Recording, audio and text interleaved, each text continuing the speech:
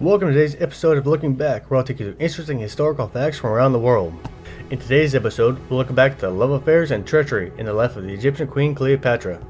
At 18 years old, Cleopatra VII was the last ruler of the Ptolemaic dynasty, ruling for Egypt from 51 BC to 30 BC. She was known for her beauty and her romantic affairs with the Roman warlords Julius Caesar and Mark Antony. When her father, Ptolemy XII, died in 51 BC, Cleopatra became co-ruler with her 10-year-old brother, Ptolemy XIII. The two were married, keeping with Egyptian tradition. Whether or not she was as beautiful as they claimed, she was also very intelligent and a brilliant politician. She brought peace and prosperity to a country that was bankrupt and divided by civil war. In 48 BC, Egypt became involved in the conflict in Rome between Julius Caesar and Pompey. Pompey ended up fleeing to the Egyptian capital Alexandria, where Ptolemy had Pompey assassinated.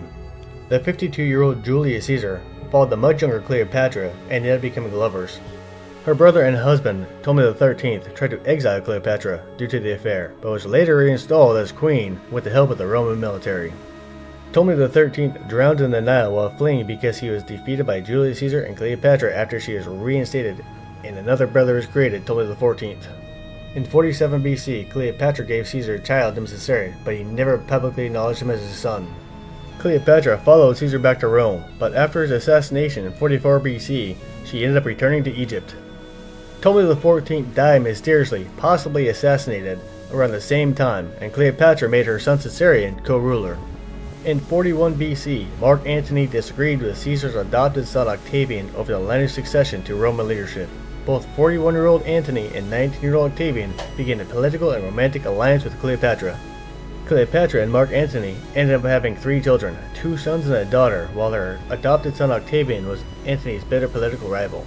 In 31 BC, Mark Antony and Cleopatra joined forces to defeat Octavian's navy in the Great Sea Battle of Actium on the west coast of Greece.